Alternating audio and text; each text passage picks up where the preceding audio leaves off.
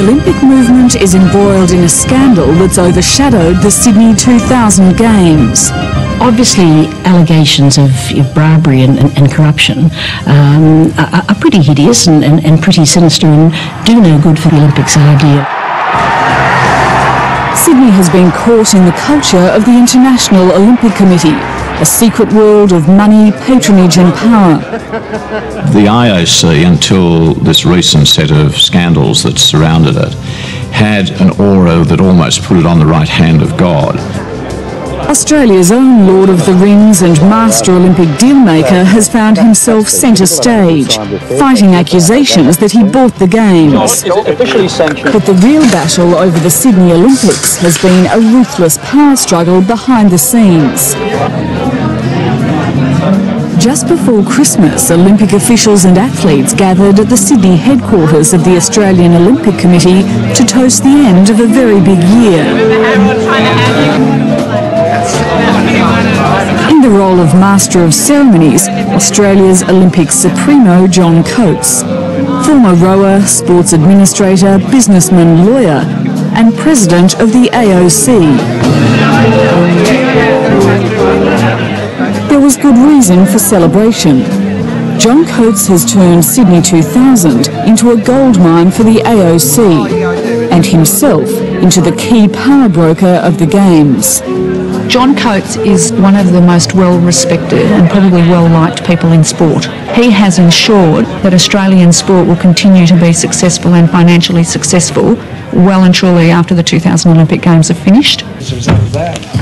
A key factor in John Coates's winning strategy has been the forging of a brutally efficient alliance with the Minister for the Olympics, Michael Knight.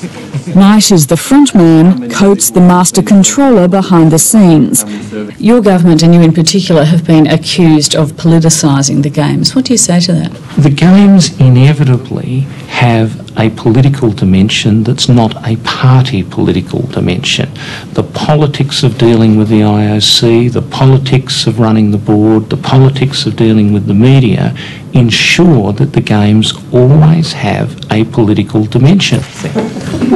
Olympic politics have consumed Sydney ever since it set out to win the Games. The Olympic Games are owned by Juan Samaranch's IOC.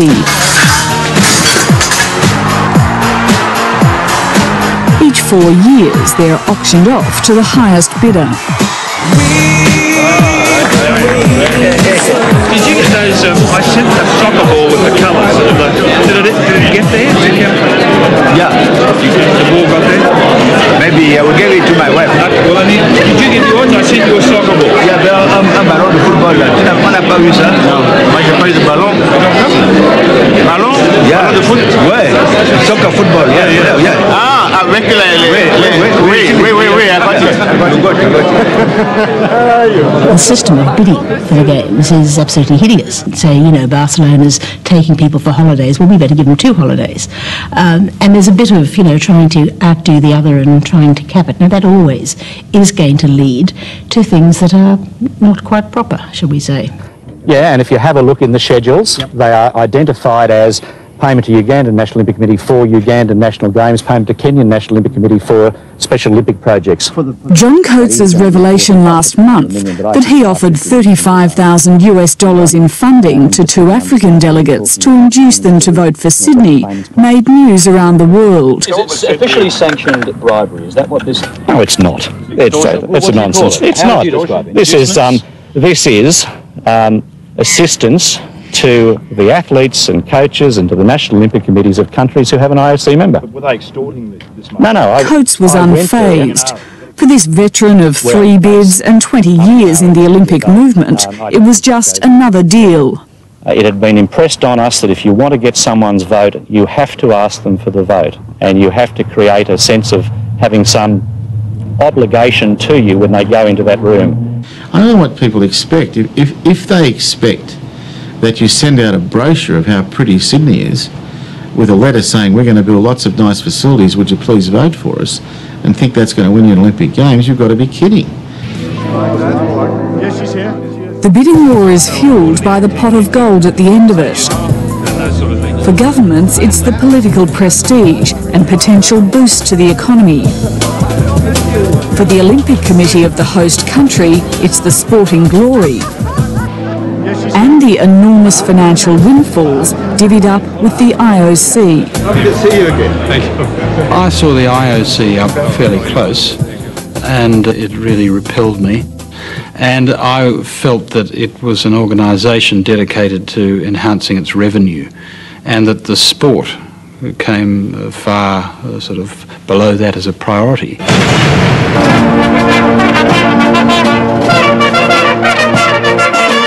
The Olympic rings are the most lucrative marketing symbol in the world, a veritable licence to print money. The opening masterstroke of the Australian Olympic Committee was securing the rights to the rings in the lead-up to the Sydney Games. We introduced this bill into the Parliament called the Olympic Insignia Protection Bill, which meant that the Australian Olympic Committee then had total marketing rights over those symbols and mottos. How much money do you think that's earned them over the years? I don't know, but one of the reasons for doing it was to make the Olympic Committee independent of government handouts.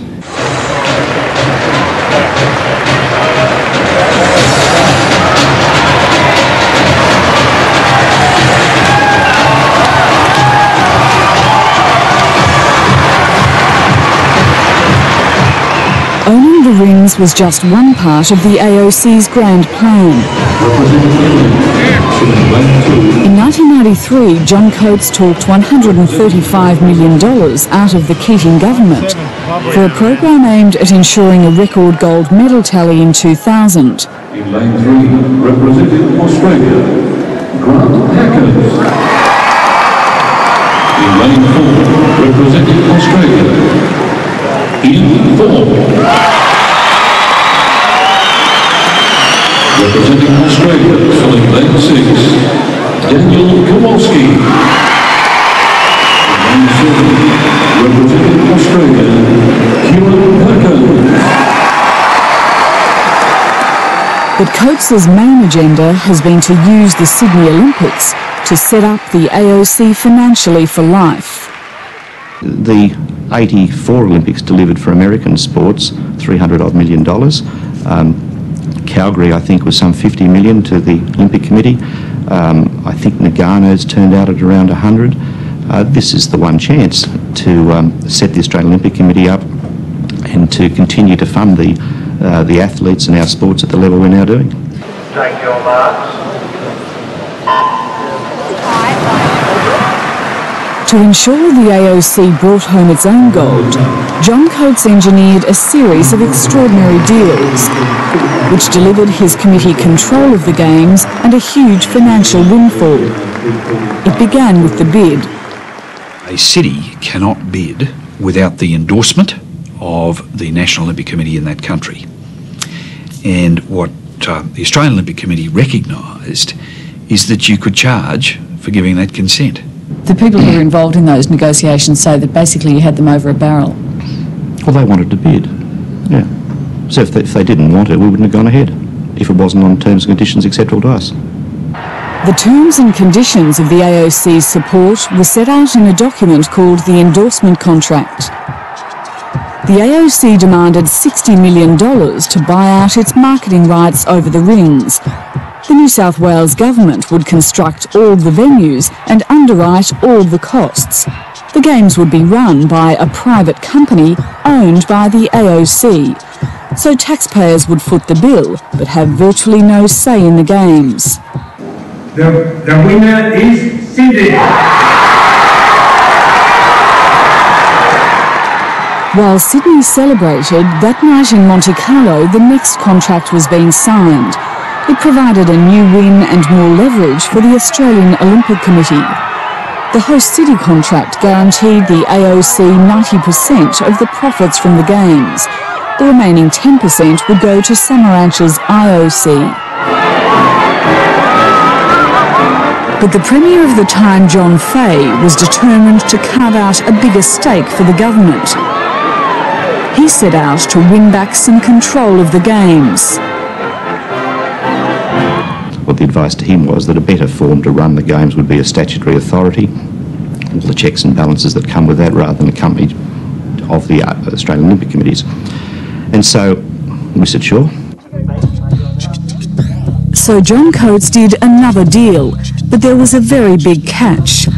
A statutory authority with a board answerable to the government would be set up to run the games. The catch came in the form of a secret condition insisted on by the AOC.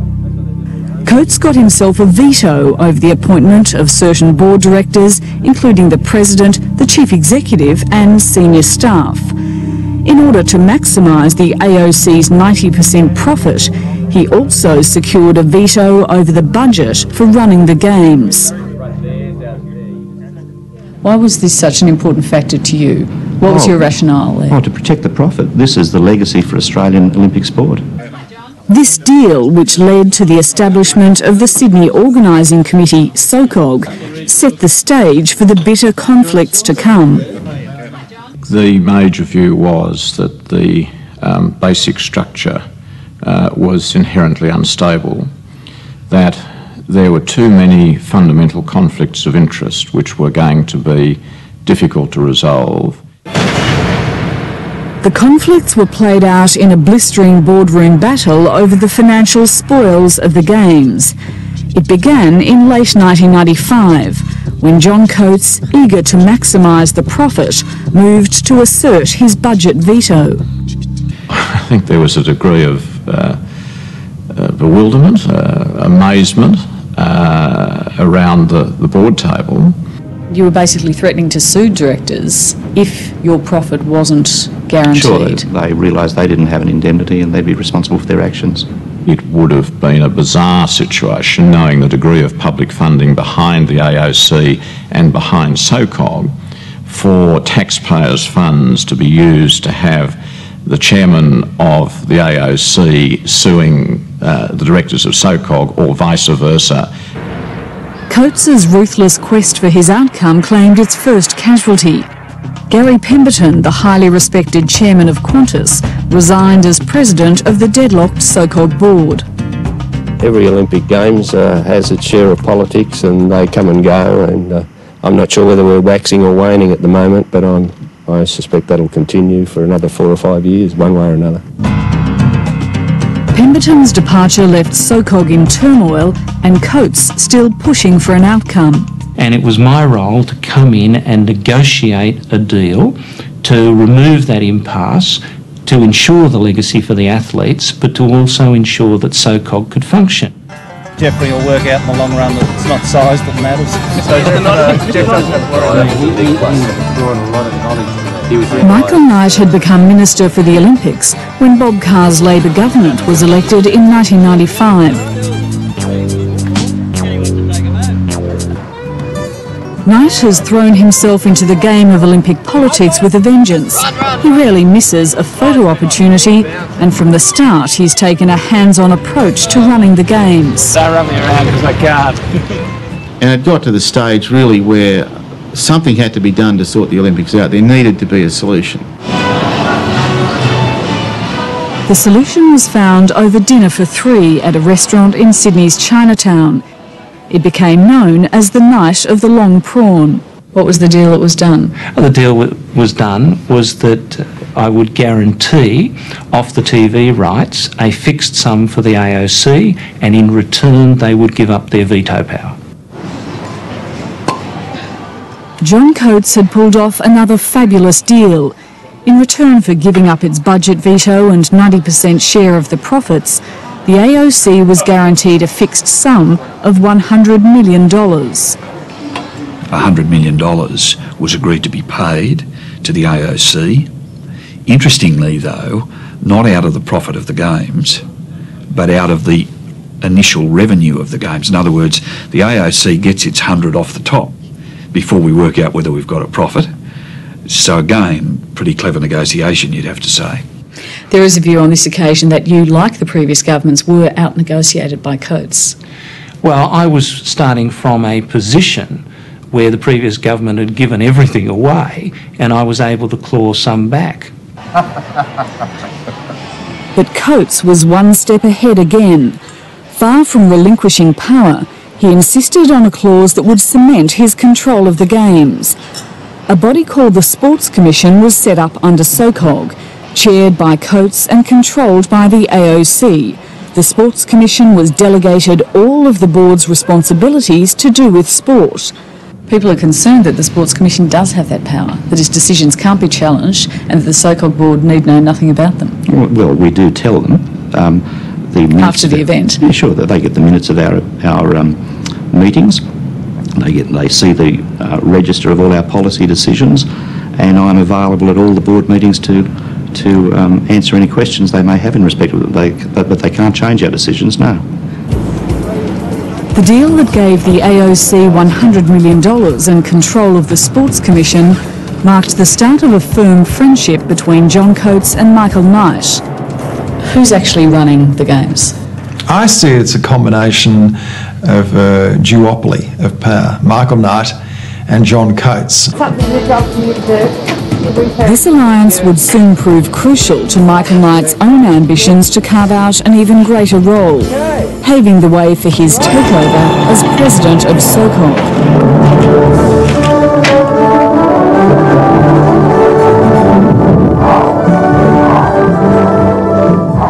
I didn't want people to think that the government was trying to grab power for the sake of grabbing power. But after the difficulties they had in Atlanta, it became obvious that if the big, powerful US couldn't get the Games right, with all of their advantages, what hope did poor little Sydney have unless we put the muscle of the government behind what was happening? Michael Knight took over as president of the board of SOCOG in September 1996. When Michael Knight crowned himself as the chairman of the SOCOG board, as well as being the minister, then it was evident that it was being drawn very close to the government and it was being politicised. It has been commented to me at the highest level that this is an unusual situation and that there is a concern in the IOC at the Games being perceived to be so political. Knight's takeover as president would intensify the political turmoil and speed up the revolving door at SOCOG. Chief Executive Mal Hemmeling found himself next in the firing line. He failed to win the support of either the AOC or Minister Knight. Knight and Coates gave a private briefing to editors of the Fairfax newspapers. The message was that SOCOG was in disarray and in no shape to run the Games. Key positions remained vacant, preparations had barely begun.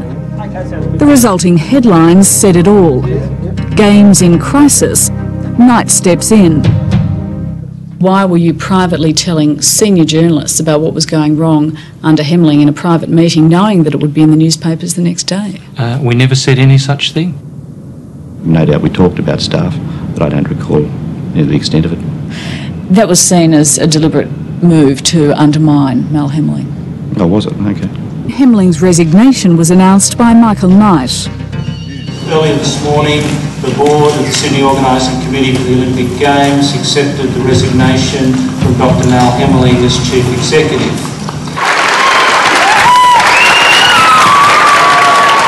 Ignoring orders to get back to their offices, staff turned out to vent their anger at Hemmeling's treatment. We are absolutely committed. The board, meanwhile, staged a show of support for Michael Knight. Well, we're all a bit like we're, in the school football photograph, standing behind the press table. You're on a board of a company. It happened to be going through a difficult moment. That goes with the territory. I mean, I think if you're all asked to stand there, you stand there. And what was your response to the outrage expressed by some directors? So what? So what? Yeah, that is the power of the Sports Commission.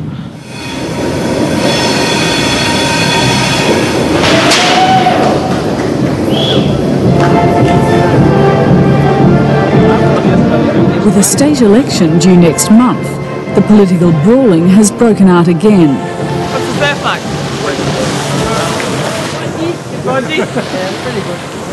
The coalition has moved to make the Games an election issue, saying it wants to appoint a non-politician as SOCOG president We believe we need to send a signal to the community to lift the cloud off the Olympics of depoliticising the Games. The coalition also says it wants to separate the roles of minister and so-called president. What's your position on this? I won't agree.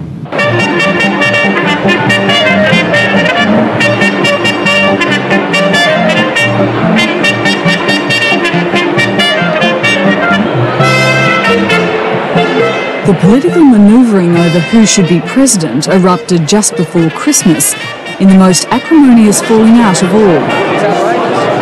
At the centre of it was the man who'd been the public face of the Sydney Olympics. I'm hoping, to de-Olympicise myself. Rod McGeoch led Sydney's bid. He's the latest and best-known casualty of the bitter conflicts behind the scenes. I took the view that I was in a tornado of some kind of smear campaign, and I just wasn't prepared to put up with it. The tide started running against McGeoch late last year, after he'd been touted as a likely future president of SOCOG under a coalition government.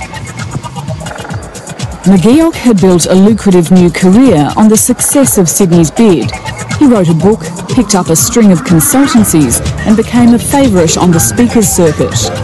At one point he used his private marketing company to try to sell new broadcast technology to the IOC. He was also a paid advisor on the Athens bid for the 2004 Games, for a fee rumoured in government and Olympic circles to have been $1 million. Did you ever see any conflict in any of your activities, like working on the Athens bid, for example? No. I mean, again, it's my bid experience. SOCOG is about organising an event that's already been won. Well, there were a number of business activities that Rod was involved in that he and I had some tensions over. But since he's no longer on the board, those are not relevant things. In mid-November, a story appeared in the Daily Telegraph claiming McGeoch had demanded a fee of $8,000 for a speech about the Olympics. The Telegraph had been leaked a copy of a board paper about the matter written by Michael Knight. It was the first of 3 leaks suggesting conflict between McGeoch's business affairs and his role at SOCOG. McGeoch claimed the first he knew of the fee was when he took a phone call from the journalist concerned. He mentioned the words that there was a dirt file on me, and he mentioned that he said, gee, these Olympic officials really do hate you, don't they? How did the Daily Telegraph get hold of your board paper? No idea. Nobody else knew who I was in that report unless the President had disclosed it. I got to assume it's come out of the President's office. Michael Knight's office? Yeah. Well, that's just completely untrue. It's nonsense. This afternoon, with the deepest regret, I tendered my resignation from the board of SOCOG to the Premier. McGeoch's resignation brought the poisoned politics out of the boardroom and into full public view. Welcome aboard the Olympic Explorer bus. Today you will see firsthand the work of the New South Wales Government in getting the site ready for the Olympics in 2000. Station Square to your left is where most people will be arriving to watch the Olympic and Paralympic Games. On the right through the mangrove wetlands, you'll get glimpses of Homebush Bay itself. 18 months out from the opening ceremony, the physical preparations for the Sydney Olympics are well on track. Many of the venues are finished and Homebush has been transformed into a model Olympic complex. We are now on Olympic Boulevard, passing the Sydney Superdome. Next door is the gigantic Olympic Stadium, capable of seating 110,000 people. It is the largest Olympic stadium in history. You could say it's the world's largest Meccano set. This is what real men play with. But Sydney's paid a high price to get this far. The cost to taxpayers is $2.3 billion. The city has gained some world-class facilities and a coveted event. But in the process, it's lost sight of the Olympic spirit, of solidarity, fair play and friendship amid the ugly struggle over the spoils. this was supposed to be the athletes' games, and it's not really supposed to be, you know, the politicians' games or you know, the government games. I know these games are going to be special. The Australians really respect the athletes. Hoping to restore public faith in the Olympics, $30 million will be spent on advertising between now and the Games. The financial success of the event depends on it. I have invented a special training I call the kangaroo hump. The Sydney 2000 Olympic Games. Share the dream, share the spirit. SOCOG has to raise $600 million through ticket sales. That's 5 million tickets in Australia alone, the most ambitious target ever. It's also struggling to find new sponsors, and as a result faces a budget shortfall of $200 million. The bottom line of the Games, SOCOG's promise of a $30 million profit to the taxpayer, is now in doubt. I just hope that they're going to come out and watch us, and we'll do our best that we possibly can.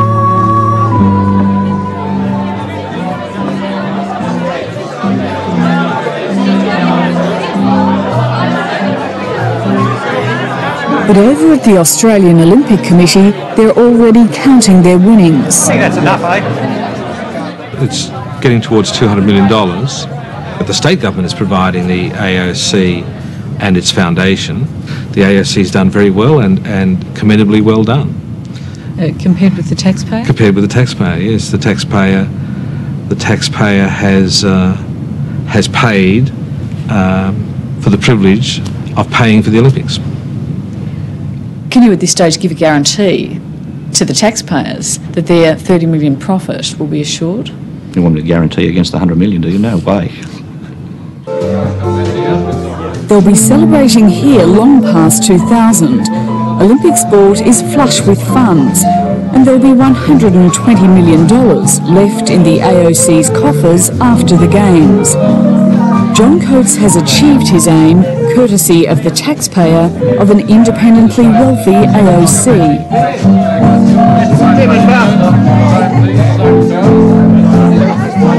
And you can be sure the story won't end there.